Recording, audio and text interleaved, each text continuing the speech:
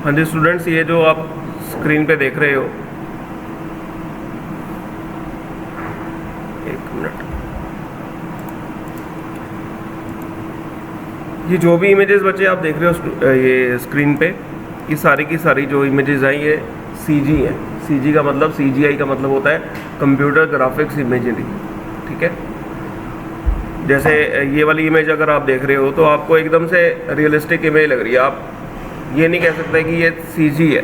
अब ऐसा देखने से आपको लग रहा है कि हाँ ये एकदम रियल में फ़ोटोग्राफ क्लिक की गई है, बट एक्चुअल में जो एक्सपर्ट्स होते हैं सीजी वाले, वो इसमें भी फाइंड आउट कर लेते हैं कि ये सीजीआई इमेज है, क्योंकि जो ओरिजिनल इमेज होती है उसमें बहुत सारी इंफॉर्मेशन होती है, बहुत सारी डिटेल्स होती है उसके अंदर, ग्रेन्स होते हैं, हमारा लेंस का इफ़ेक्ट्स वगैरह थोड़ा बहुत उसके अंदर आता है। तो वैसा इफ़ेक्ट जो है वो सीजी के अंदर आपको नहीं दिख पाता, या उसको बनाने के लिए आपको फ़ोटोशॉप की हेल्प लेनी पड़ती है, या वैसे ही जैसा आपका कैमरा वर्क करता है वैसे ही इफ़ेक्ट आपको फ़ोटोशॉप के अंदर करने पड़ते हैं, तब जाकर वो थोड़ा सा रियलिज़म आपको दिखाई देता है। सर सीजी क्या है? CG means computer graphics, CGI computer graphics imagery. एक होती है रियलिज़म मतलब मान लो अगर मेरे पास कैमरा है, अगर मैंने ये पूरी लैब की फ़ोटोग्राफ क्लिक की है, तो ये जो फ़ोटोग्राफ है ये रियल फ़ोटोग्राफ है, ये कंप्यूटर ग्राफिक्स इमेजरी नहीं है।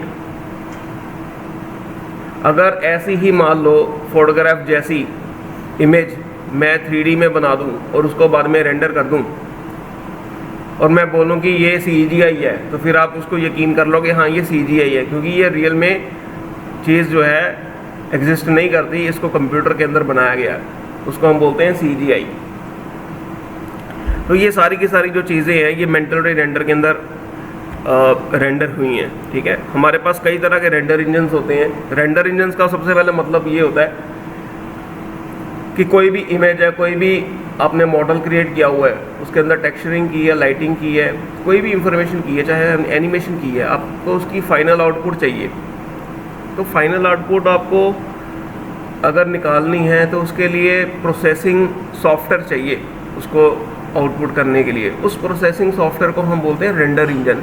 इंजन का मतलब ये नहीं होता है कि कोई प्रॉपर इंजन है, किसी कार का इंजन है या किसी ट्रेन का इंजन है, ऐसा कुछ नहीं है इसके अंदर। इंजन का मतलब यही है कि उसको प्रोसेस करने की जो पावर है, जो क्षमता है, जो उसकी कैपेबिलिटी है। जैसे कार में एक प्रॉपर मेन इंजन होता है जो उसको रन करता है, पूरी कार को ड्राइव करता है, उसी तरह इनके अंदर भी एक रेंडर इंजन होता है कि जो पूरी की पूरी रेंडरिंग को कैलकुलेट करता है। अब कैलकुलेशन होती किस चीज़ की है? कैलकुलेशन होती है आपकी लाइटिंग की, आपकी शेडो की, ग्लोबल इल्यूमिनेशंस की, सैम्पलिंग की, ये सारी की सारी जो चीज़ें हैं ये कैलकुलेट करता है आपका रेंडर इंजन।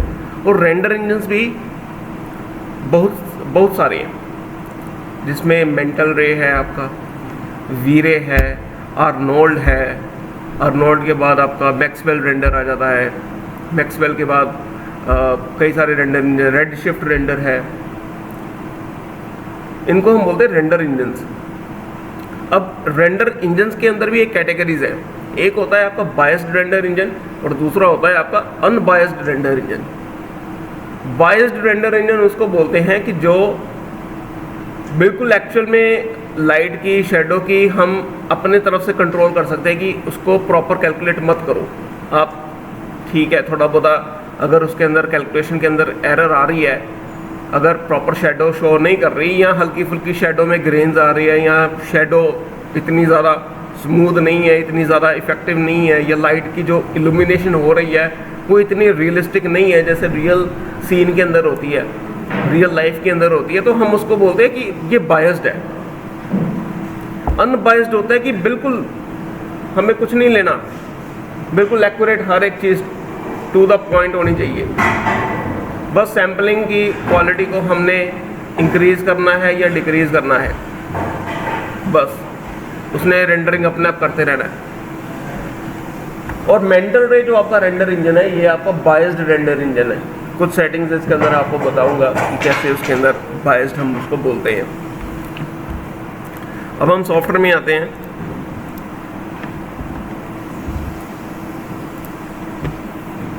ये मेंटल रे रेंडर इंजन आपको 2016 जो मैक्स है उसके अंदर ही मिलेगा, उसके बाद वाले वर्जन्स में आपको मेंटल रे नहीं अवेलेबल है, ठीक है। और जो 3ds Max 20 या 2020 या 23 यूज़ कर रहे हैं अपने लैपटॉप्स में, तो उनको मेंटल रे नहीं होगा उनके सिस्टम के अंदर, ठीक है। तो आपको मैक्स 2016 ही इस्तेमाल करना पड़ेगा, क्योंकि मैक्स 2023 में या 2016 में ही इन्होंने बंद कर दिया था। मेंटल रे जो सॉफ्टवेयर था एक्चुअल में ये एनवीडिया का सॉफ्टवेयर था। एनवीडिया से पहले ये मेंटल इमेजेस एक कंपनी होती थी, उनका सॉफ्टवेयर था।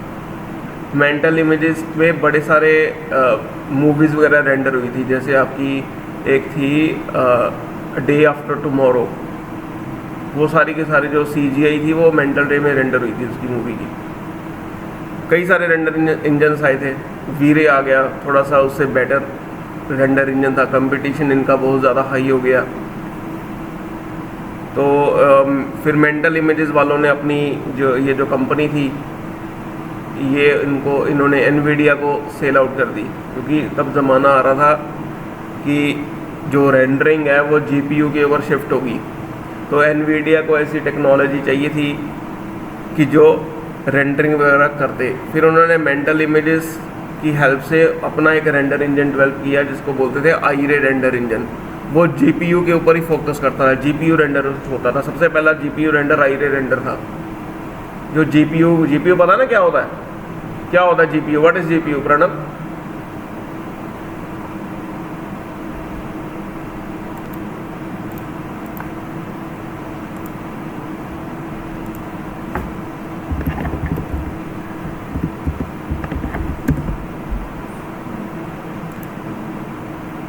ये ऐसा कुछ आपने देखा हुआ है? ये ऐसा कुछ देखा हुआ, कुछ ऐसी फोटो वगैरह कहीं कंप्यूटर के अंदर कभी ओपन करके देखा आपने?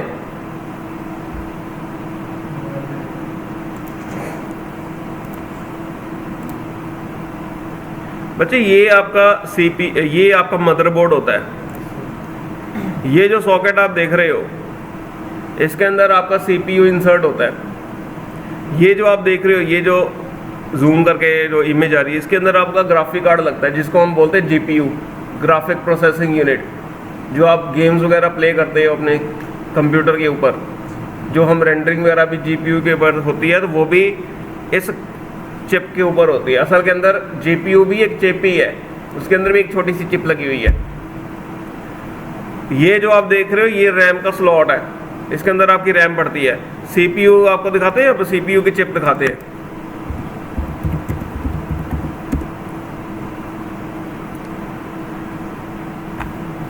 ये CPU होता है।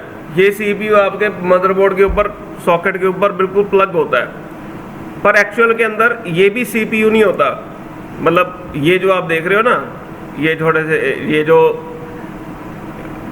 निकले हुए हैं, ये इसके जो क्या बोलते हैं पिन्स वगैरह निकली हुई हैं, असल में ये भी CPU नहीं होता। ये जो छोटी सी डब्बी देख रहे हो ना इसके अंदर, इसको भी अगर आप ओपन करोगे ना, एक छोटी सी चिप निकलती है, उसका साइज दिखाते हैं। ये वाली चिप,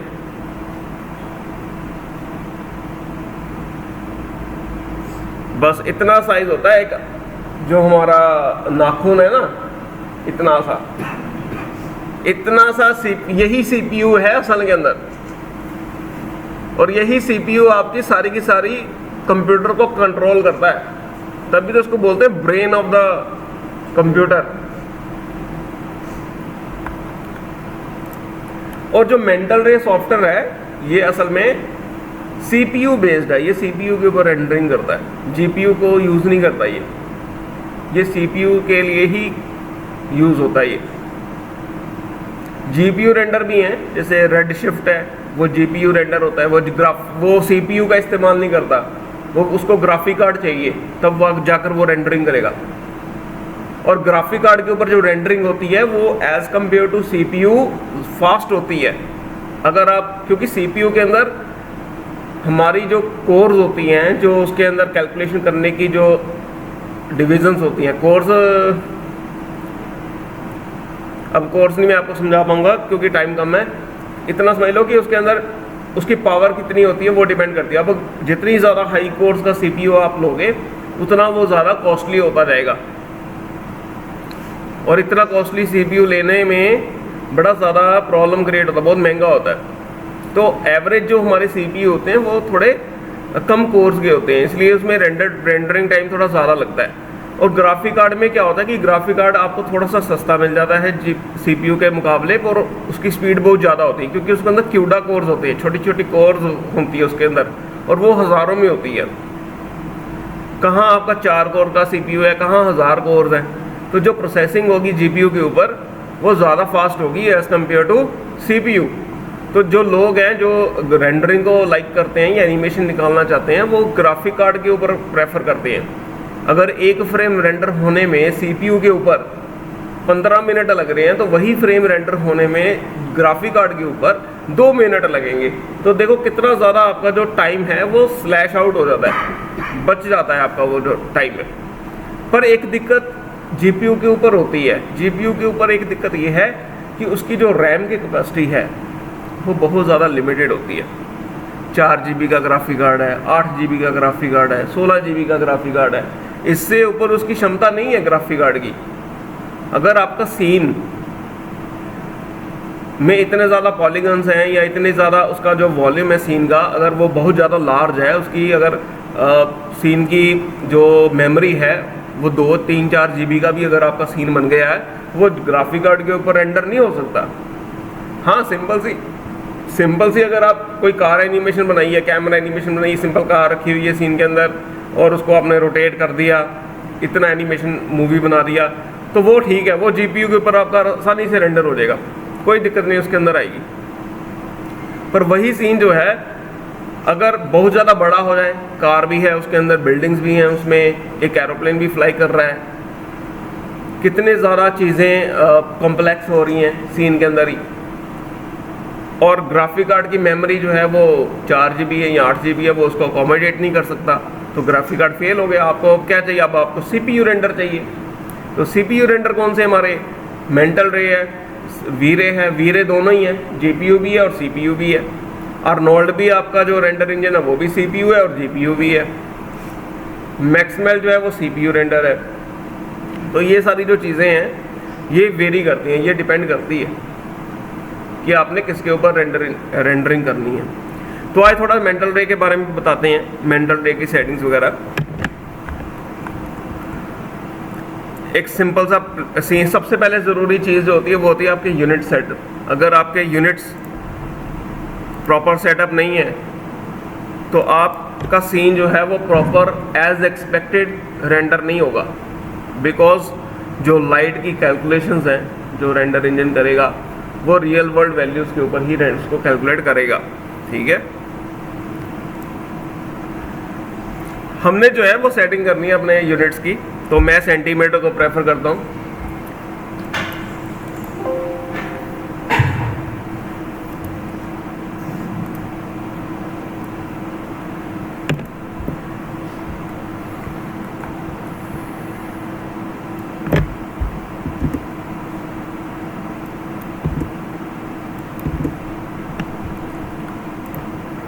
तो इसके जो सेटिंग है मैं लेंथ में कर देता हूँ 100 फीट कर देता हूँ,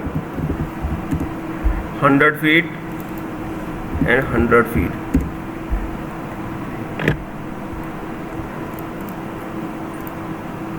और एक स्फीयर ले लेते हैं।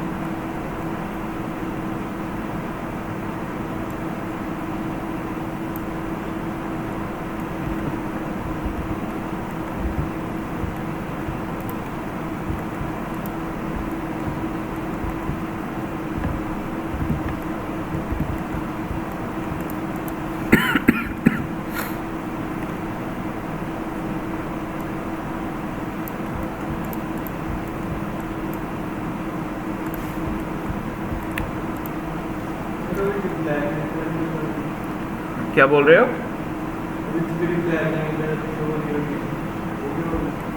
ਕਿਹੜੀ ਬਲੈਕ ਲਾਈਨ ਵਿੱਚ ਸ਼ੋ ਹੋ ਰਹੀ ਹੈ?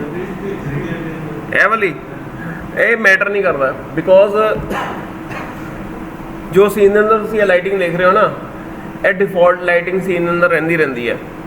ਇੱਕ ਪਾਸੇ ਇੱਧਰੋਂ ਲਾਈਟ ਪੈ ਰਹੀ ਹੈ, ਦੂਸਰੇ ਤਰਫ ਉੱਧਰੋਂ ਲਾਈਟ ਪੈ ਰਹੀ ਹੈ, ਤੇ ਉਹਦੀ ਥੋੜੀ ਬਹੁਤੀ ਸ਼ੈਡੋ ਜਿਹੜੀ ਹੈ, ਜਿੱਥੇ ਲਾਈਟ ਪ੍ਰੋਪਰ ਨਹੀਂ ਆ ਪਾ ਰਹੀ ਉੱਥੇ ਹਲਕਾ ਜਿਹਾ ਡਾਰਕਨੈਸ ਸਾਨੂੰ ਦਿਖਾਈ ਦਿੰਦਾ ਹੈ। ਤੇ ਇੰਨਾ ਕੋਈ ਜ਼ਿਆਦਾ ਵਰੀ ਕਰਨ ਦੀ ਗੱਲ ਨਹੀਂ ਇਹਦੇ, ਠੀਕ ਹੈ। ਜਦੋਂ ਅਸੀਂ ਫਾਈਨਲ ਦੇ ਅੰਦਰ ਇਹਨੂੰ ਐਕਚੁਅਲ ਲਾਈਟਿੰਗ ਲਗਾਵਾਂਗੇ ਜਾਂ ਅਸੀਂ ਐਕਚੁਅਲ ਦੇ ਵਿੱਚ ਇਹਨੂੰ ਟੈਕਸਚਰ ਵਗੈरह ਕਰਾਂਗੇ तो फिर कोई प्रॉब्लम नहीं आएगी।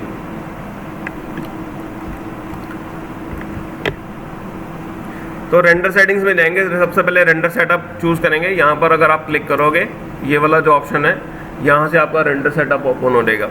तो रेंडर सेटअप ओपन होगा तो यहाँ पर ये देखो सारी की सारी जो ऑप्शन आ रहे हैं, टारगेट आ रहा है, प्रोडक्शन रेंडरिंग मोड, ठीक है, एक्टिव शेड मोड। तो हमें प्रोडक्शन रेंडरिंग मोड ही चूज़ करना है, दूसरा कोई भी मोड चूज़ नहीं करना। प्रीसेट भी हम अपनी तरफ से सेव कर सकते हैं, पर अभी हमने कोई प्रीसेट सेव नहीं करना। अगला ऑप्शन आता है हमारा एनवीडिया मेंटल रे। हमारे पास बाय डिफ़ॉल्ट ये देखो एनवीडिया का आई रे भी आ रहा है, ये ग्राफिक कार्ड के ऊपर भी रेंडर कर सकता है अगर मैं आई रे को चूज़ करूँ। पर इसमें प्रॉब्लम ये आई रे की कि ये पूरी तरह सपोर्ट नहीं करता है। कुछ ऑप्शंस इसमें ऐसी होती हैं जैसे मोशन ब्लर हो गया या ग्लो इफेक्ट हो गया, कुछ ऐसा जो टेक्निकल चीज़ें हैं वो इनको सपोर्ट नहीं करता आई रे। और मेंटल रे जो है वो सारी चीज़ों को सपोर्ट करता है, अगर कोई एरर वगैरह की चांसेस इसमें कम है। और बाकी आपका एक होता है डिफ़ॉल्ट स्कैन लाइन रेंडर।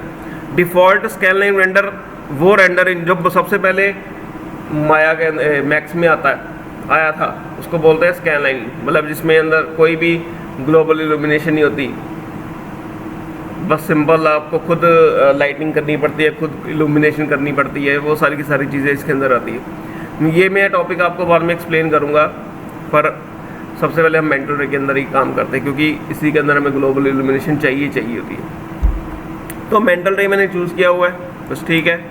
अभी इसको मिनिमाइज़ कर देते हैं, एम प्रेस करूँगा या फिर ये वाला जो बटन है मटेरियल एडिटर का, इसको क्लिक करके प्रेस करूँगा तो मेरे पास एक मटेरियल एडिटर स्लॉट ओपन हो जाएगी। इसके अंदर आप देखो एक मुझे मटेरियल दिख रहे हैं, ये वाला जो स्लॉट होता है इसके अंदर मटेरियल्स दिख रहे हैं, ये स्टैंडर्ड मटेरियल है। स्टैंडर्ड का मतलब है जो डिफ़ॉल्ट स्कैन लाइन रेंडर के साथ ये वाले मटेरियल आपके चलेंगे। अगली स्लॉट आपको दिख रही है मेंटल रे। मेंटल रे अगर आपका रेंडर इंजन सेटअप है, अभी मैंने रेंडर इंजन में कौन सा रेंडर चूज़ किया है, मेंटल रे चूज़ किया है। तो मेंटल रे के साथ मुझे मेंटल रे के मटेरियल्स ही अप्लाई कर रहे हैं। अगर मैं मेंटल रे के साथ डिफ़ॉल्ट मटेरियल अप्लाई कर दूंगा ये वाले, तो पॉसिबिलिटी है कि वो वर्क नहीं करेंगे। 80 to 90% चांसेस हैं कि वो वर्क नहीं करेंगे। पर कुछ मटेरियल जो हैं, जैसे आपका स्टैंडर्ड मटेरियल है, ये वाला जो मटेरियल है ये वर्क करता है मेंटल रे के साथ भी, पर इसके अंदर कई ऑप्शंस नहीं होती, जैसे स्पेकुलरिटी की, रिफ्लेक्शन की, वो इसके साथ बिहेव नहीं करती मेंटल रे के साथ। तो बेस्ट पॉसिबिलिटी है कि हमने जो भी अपना मटेरियल सेटअप लेना है वो according to the render engine ही चूज़ करना है। तो मैं Mental Ray arch and design ये सिलेक्ट करूँगा, डबल क्लिक करोगे तो आपको स्लॉट यहाँ पे मिल जाएगा।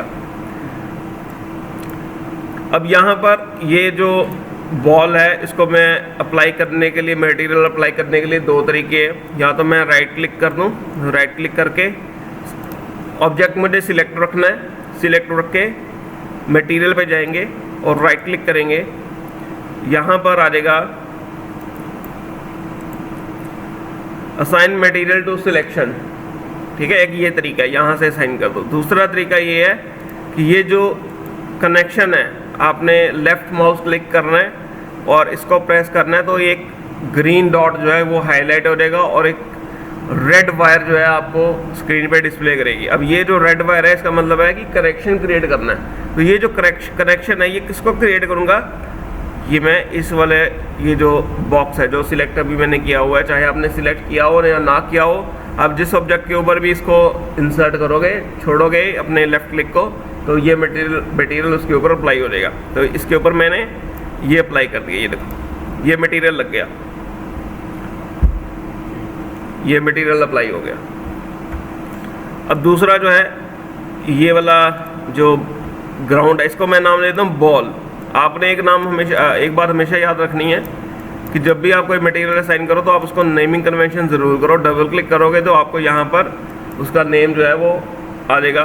तो मटेरियल 25 से मैं इसको नाम रख देता हूँ बॉल। अब यहाँ पर भी मुझे मटेरियल चाहिए, ये वाला जो बॉक्स है, तो इसमें भी आर्च एंड डिज़ाइन मटेरियल लेंगे। इसको नाम रख देता हूँ मैं बेस। ये बेस मटेरियल रख दिया। अब इसकी भी वायर को मैंने सिलेक्ट करके इसके ऊपर इंसर्ट कर दिया और ये दोनों मटेरियल अप्लाई हो गए। अब मुझे रेंडरिंग के लिए लाइट चाहिए। सीन के अंदर लाइट भी होती है, कैमरा भी होता है। अभी फ़िलहाल मेरे पास पर्सपेक्टिव कैमरा है तो मैं अपनी तरफ से कैमरा नहीं क्रिएट करता। अगर आपने कैमरा क्रिएट करना है तो आप टॉप व्यू पे जाओ और ये वाली कैमरा ऑप्शन होती है यहाँ पर। आप यहाँ पर आओगे ना क्रिएट पैनल के अंदर, तो आपको ये वाली ऑप्शन मिलेगी कैमरास की। तो यहाँ पे क्लिक करेंगे कैमरा और यहाँ पर दिखाई दे रहा है स्टैंडर्ड कैमरा। स्टैंडर्ड में आपको एक फिजिकल कैमरा मिलेगा, एक टारगेट मिलेगा, एक फ्री कैमरा मिलेगा। फिजिकल कैमरा में आपको सारे के सारे ऑप्शंस मिल जाएंगी, शटर स्पीड, ISO, ये सारे लेवल आपको मिल जाएंगे फिजिकल कैमरा के अंदर। जैसे आपका असली का कैमरा होता है ना, रियल का कैमरा, जैसे आपका क्या उसको कैमरे को बोलते हैं, DSLR, हाँ वैसा ही कैमरा है इसके अंदर। उसके अंदर जो जो ऑप्शंस होती हैं उसके अंदर भी यही आपको मिलेंगी। तो मैं टारगेट कैमरा चूज़ करता हूँ, ठीक है। टारगेट में क्या होगा कि यहाँ से एक कैमरा ये क्लिक किया और ये टारगेट मैंने असाइन कर दिया कि मुझे इसके ऊपर कैमरा जो है ये लगा देना। अब मैंने एक कैमरा क्रिएट कर दिया अपनी सीन के अंदर। मैं चाहता हूँ कि मैं अब कैमरा के आई से देखूँ कि मेरा सीन कैसा आ रहा है। कैमरा तो कर दिया पर मुझे यहाँ पर कुछ नहीं दिख रहा। तो मैं क्या करूँगा, मैं यहाँ पे क्लिक करूँगा, कैमरा पे जाऊँगा और ये कैमरा 001 है, इसको मैं क्लिक करूँगा। ये मुझे अब ये जो मैं देख रहा हूँ ना इस सीन के अंदर, ये सारा का सारा मैं कैमरा की नज़र से देख रहा हूँ। अगर मैं शिफ्ट F प्रेस कर दूँगा तो ये वाला जो आप फ्रेम साइज़ देख रहे हो ये बता रहा है कि आपका इतना सीन रेंडर होगा। ये जो येलो लाइन है ना ये वाली, ये बता रही है कि इतना सीन आपका रेंडर होगा। ये फ्रेम आपका एक्चुअल में है। तो अगर आपने फ्रेम का साइज़ चेंज करना है तो हम वो चेंज करते हैं रेंडर सेटअप के अंदर, ठीक है। अभी मैं बंद करता हूँ, दोबारा से रेंडर सेटअप ऑन करता हूँ। तो रेंडर सेटअप के अंदर हम जाएंगे और यहाँ पर मुझे कॉमन टैब, ये वाली टैब है, यहाँ पर आउटपुट साइज़ क्या साइज़ रखना है मैं यहाँ से डिफ़ाइन कर सकता हूँ। अगर मुझे HD TV चाहिए यानी फुल HD चाहिए तो मेरे पास फुल HD का प्रीसेट है। अगर मैं अपनी मर्ज़ी से कोई सेट करता हूँ तो मुझे कस्टम पे जाना है। कस्टम पे जाके मुझे अपनी तरफ से कोई भी फ्रेम साइज़ जो है वो सेट कर देना है। अब देखो मैंने 1200 बाई 480 किया तो वो उस तरीके से एक हॉरिजॉन्टल में फ्रेम ले लेगा। तो मुझे 16:16 बाई 16:1 का फ्रेम चाहिए तो मैं उसमें HD TV ले लेता हूँ। और HD TV में सबसे छोटा जो है वो 480 बाई 270 लेता हूँ, क्योंकि सबसे पहले आपने क्या करना है, स्मॉल साइज़ रेंडर करना है। टेस्ट रेंडर हम उसको बोलते हैं। एकदम से हमने फाइनल रेंडर नहीं निकालना, टेस्ट रेंडर निकालेंगे। टेस्ट रेंडर निकालने के लिए मैं इसको बताता हूँ कि ये जो मेरा कैमरा है ये लॉक हो जाए। लॉक का मतलब कि अगर किसी दूसरे कैमरा के अंदर मैं क्लिक कर दूँ तो गलती से ये वाला कैमरा कोई और कैमरा ना क्लिक कर दे। तो मैंने ये कैमरा लॉक कर दिया और यही वाला व्यू जो है वो रेंडर करेगा। फ्रेम साइज भी छोटा है तो एक टेस्ट रेंडर निकाल कर देखते हैं।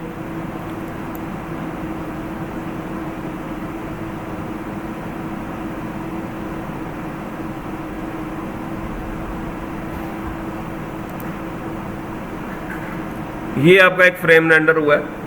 अब इस फ्रेम के अंदर आप देखो तो आपको शाइनिंगनेस बहुत ज़्यादा दिख रही है, बॉल बहुत ज़्यादा शाइन है, सब कुछ बहुत ज़्यादा।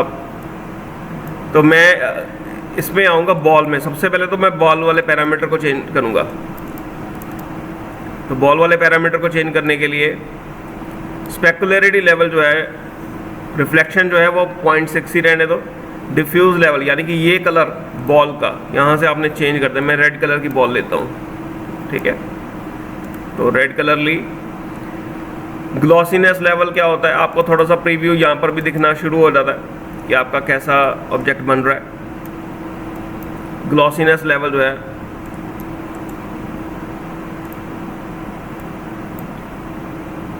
ग्लॉसीनेस लेवल आप 0.5 करोगे तो इस तरीके की जो स्पेकुलरिटी है वो आपको शो करेगी। रिफ्लेक्टिविटी लेवल अगर मैं 0 कर देता हूँ तो वो देखो बिल्कुल जैसा लैम्बर्ट मटेरियल होता है जिसके अंदर कोई भी रिफ्लेक्शन नहीं होती वैसा शो करता है। अगर मैं रिफ्लेक्टिविटी 0.1 करता हूँ तो ये जैसा प्लास्टिक का मटेरियल होता है, तो ये सारी की सारी चीज़ें ऐसी शो करती है। आप कोई भी मटेरियल अगर आपने बनाना है, जैसे वुडन मटेरियल बनाना है, तो आपको मटेरियल को अच्छे से स्टडी करना है, जो रियल के मटेरियल होते हैं, कि उसमें कितनी शाइनिंगनेस आ रही है, कैसा उसका टेक्सचर का स्पेकुलर एरिया है, वो सारा का सारा आपने जैसा देखने में आपको लग रहा है, आपने इन्हीं पैरामीटर्स को मूव आउट करके आप वो जो वैल्यू है जो रियल में दिखती है आप देख सकते हो, उसको फाइंड आउट कर सकते हो। ग्लॉसी सैंपल्स जो है ये जितने ज़्यादा होंगे उतना ज़्यादा आपकी टेक्सचर जो क्वालिटी है वो बढ़िया होगी। पर इसमें दिक्कत ये है कि जितने ज़्यादा सैंपल्स आप हाई रखोगे उतनी ही रेंडरिंग टाइम जो है वो ज़्यादा लगेगा। तो ये बाय डिफ़ॉल्ट 8 सैंपल्स होते हैं और काफ़ी हद तक 8 सैंपल्स जो हैं वो इनफ है एक सिंपल से सीन को रेंडर करने के लिए। पर फिर भी अगर आपको लगता है कि नहीं 8 सैंपल्स कहीं ना कहीं कम पड़ जाएंगे तो हम इसको 16 सैंपल रख देते हैं।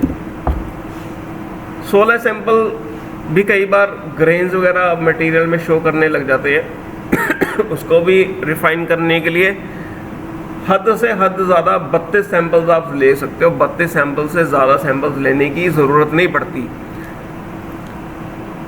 बस एक नुकसान होता है 32 सैंपल से ज़्यादा सैंपल्स लेने का कि आपका रेंडर टाइम जो है वो शूट अप कर जाएगा बहुत ज़्यादा। तो मैं 16 सैंपल रख लेता हूँ अपने एक सेफ बार के अंदर। बाकी ट्रांसपेरेंसी लेवल कैसे रखना है, अगर आपने ग्लास मटेरियल बना रहे हो तो वो देखो बिल्कुल ग्लास की तरह ट्रांसपेरेंट शो करेगा, ठीक है। तो मुझे ग्लास मटेरियल नहीं चाहिए, मुझे थोड़ा सा बॉल मटेरियल चाहिए और थोड़ा सा अगर मेटल मटेरियल बनाना है तो ये मेटल मटेरियल की तरह बिहेव करेगा। ये देखो थोड़ा सा मेटल होता है ना, जैसे कॉपर हो गया, अगर मैं कॉपर का गोल्डन मटेरियल बना दिया, इस तरीके से आप मटेरियल बना सकते हो।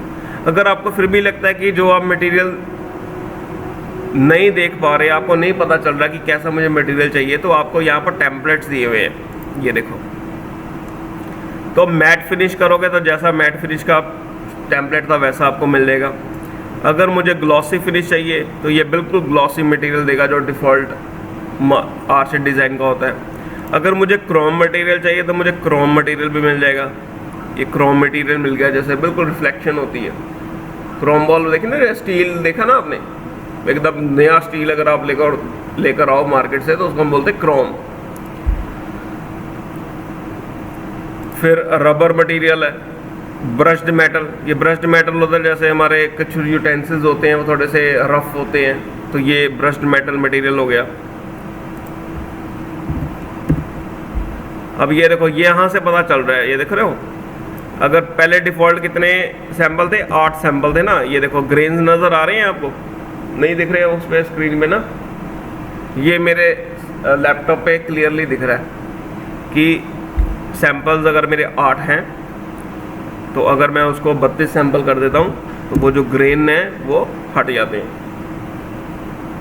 तो आप एक बार दोबारा से ये वीडियो देख लेना YouTube के ऊपर, तो आपको स्क्रीन पे प्रॉपर्ली दिखाई देगा, प्रोजेक्टर पे इतना ज़्यादा क्लियरली दिख नहीं रहा। तो मैं इसको 8 सैंपल ही रख लेता हूँ, ठीक है, इतने ज़्यादा मुझे रखने की ज़रूरत नहीं है। तो मैं इसको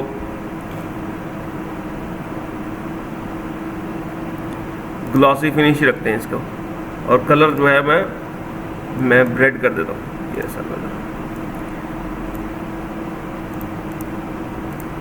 और ये वाला जो कलर था इसको हम रखते हैं बेस वाले मटेरियल को मैट फिनिश, क्योंकि ग्राउंड है मेरी तो मुझे ज़्यादा उस पर फिनिश वगैरह नहीं करना, तो इसको ग्राउंड ही रखते हैं। सेव कर लेते हैं इसको।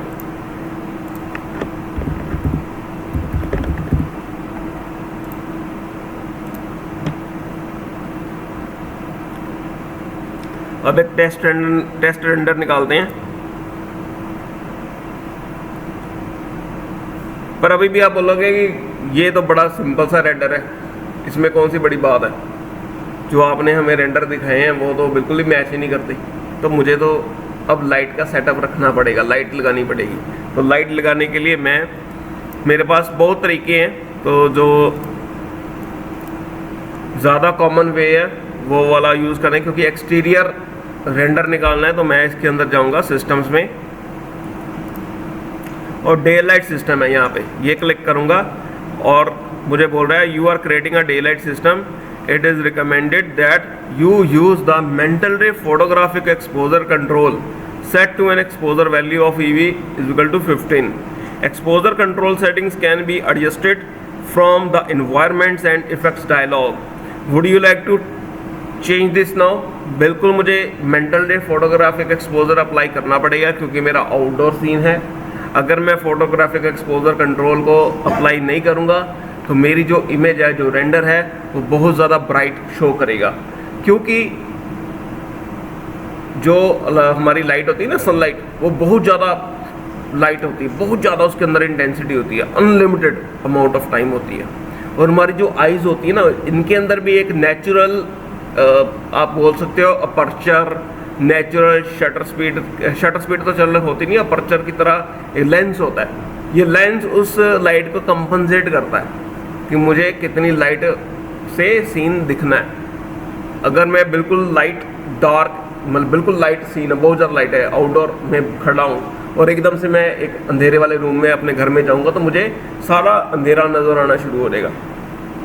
और स्लोली मुझे वो लाइट जो है, मुझे चीज़ें जो है वो विजिबल होनी शुरू होंगी, क्योंकि जो मेरा आइज़ का जो कॉर्निया होता है वो धीरे धीरे फिर वो एक्सपेंड करता है कि लाइट और उसके अंदर आए ताकि मैं उसको देख सकूं।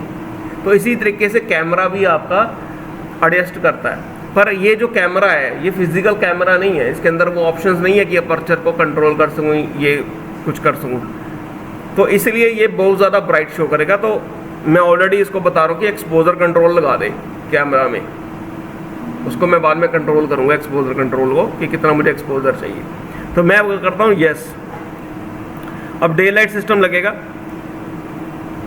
नॉर्थ साउथ ईस्ट एक अब बोल रहा है मुझे you are creating a mental ray sky, it is recommended to also add a mental ray physical sky environment map, do you like to this done automatically? बिल्कुल जी, मुझे मेंटल रे स्काई भी चाहिए, तो यस कर दिया। अब मेरा जो सन है, सन सिस्टम क्रिएट हो चुका है।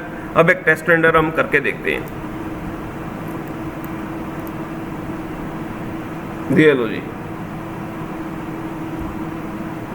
ठीक है, जैसा मुझे रेंडर चाहिए था। अब मुझे सन की डायरेक्शन वगैरह भी चेंज करनी है, तो सन की डायरेक्शन चेंज करने के लिए हम क्या करेंगे, ये मेरा सन लगा हुआ है, ये जो देख रहे हो थोड़ी कैप सी लगी हुई है, ये सन है मेरा, ये सन है। और यहाँ पर जाएंगे और अगर मुझे चेंज करना है सन का जो पोजीशन है तो वो मैनुअल के ऊपर जाकर मैं चेंज करूँगा। और अगर मुझे चेंज नहीं करना, डेट टाइम एंड लोकेशन के हिसाब से देना है, तो वो सेटअप पे जाके मैं डेट एंड टाइम असाइन कर सकता हूँ। पर मुझे ज़्यादा जो सूटेबल लगता है वो मैनुअल सूट करता है, तो मैं मैनुअल ही उसको यूज़ करूँगा। मैनुअल पे आए तो मैनुअल के ऊपर अभी जो लाइट आपको शो कर रही है ना, ये बिल्कुल वैसी शो कर रही है जैसे बिल्कुल 12 बजे के ऊपर हमारा सन होता है ना, तो वैसी बिल्कुल थोड़ी सी शेडो जो है वो हमें दिखाई देती है ऐसी। तो इसको थोड़ा सा मैं पीछे कर देता हूँ।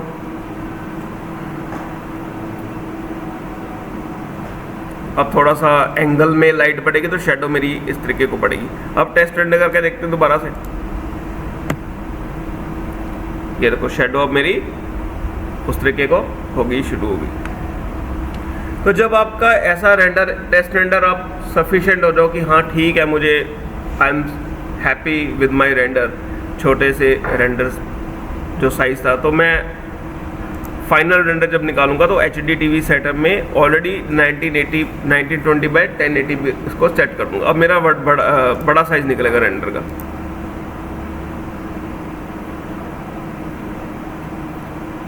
और जितना बड़ा साइज़ होगा उतनी रेंडरिंग स्पीड भी आपकी कम होगी। ये आप देख रहे हो छोटे छोटे जो डॉट से आप जा रहे हैं, इनको हम बोलते हैं बकेट्स। और ये जो बकेट्स होती हैं, ये जो प्रोसेस कर रही हैं आपके सीन को,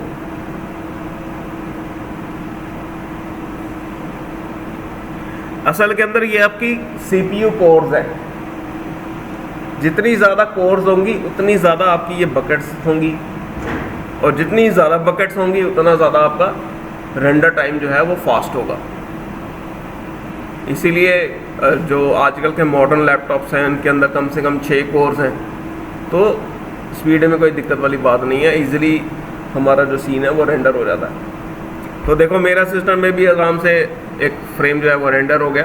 तो एक वो भी ज़माने थे जब 2 कोर के सीपीयू होते थे और इसी फ्रेम को रेंडर होने में 15 मिनट लगते थे, जो मेरे ख्याल से 1 मिनट के नीचे भी रेंडर हो गया। तो अगर आपने इमेज को सेव करना है, जैसे मान लो मेरा अभी डिफ़ॉल्ट मैंने सेटिंग रखी हुई है, जो भी मेरी फाइनल गैदर था, मेंटल डे की सेटिंग मैंने ज़्यादा चेंजेस नहीं की। ये हम फिर किसी दिन डिस्कस करेंगे कि इन सेटिंग से क्या होता है। तो अभी फ़िलहाल जो मेरा आउटपुट है वो बिल्कुल क्लीन और क्लियर है, तो मुझे कोई ज़्यादा इसमें चेंजेस करने की ज़रूरत नहीं है इन सेटिंग्स में। तो अगर आप इसमें अगर चेंजेस करोगे भी तो आपको क्वालिटी में कोई ज़्यादा फ़र्क नज़र नहीं आएगा। बस ये फ़र्क पड़ेगा कि आपका जो फ्रेम को रेंडर करने का टाइम है वो बहुत ज़्यादा इंक्रीज़ हो जाएगा, बहुत ज़्यादा हाई रेंडर टाइम लेगा वो।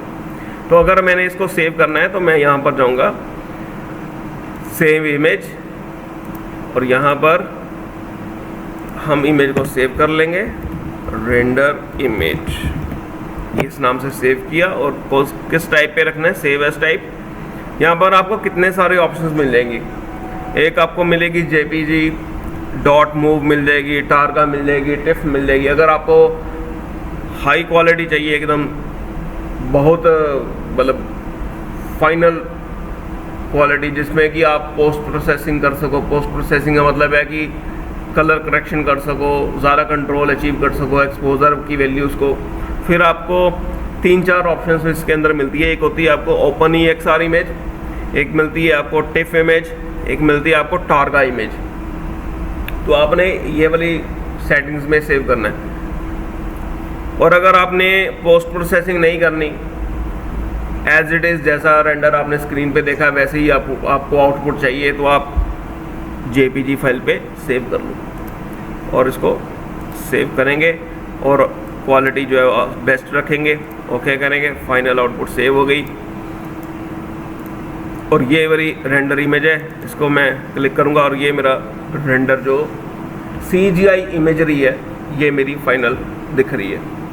आप चाहे कुछ भी अपना बना सकते हो, हट बना लो, कोई कैसल बना लो, कुछ और सीन बना, कोई कैरेक्टर बना लो, तो आप इस तरीके से एक सिंपल रेंडर निकाल सकते हो। बहुत सारी लाइटिंग की टेक्निक्स हैं, बहुत सारी लाइट्स होती हैं, एरिया लाइट होती है, स्पॉट लाइट होती है, फोटोमेट्रिक लाइट्स होती हैं। ये सारी लाइट्स हम आने वाले टाइम में करेंगे। तो अभी आप इतना देखो, अभी इतना करो, ठीक है। तो अगर आपको इसको भी मॉडिफाई करना तो आपके पास ऑप्शन है फोटोशॉप में जाकर इसको और इन्हेंस कर दो, ठीक है। अब इसको मैं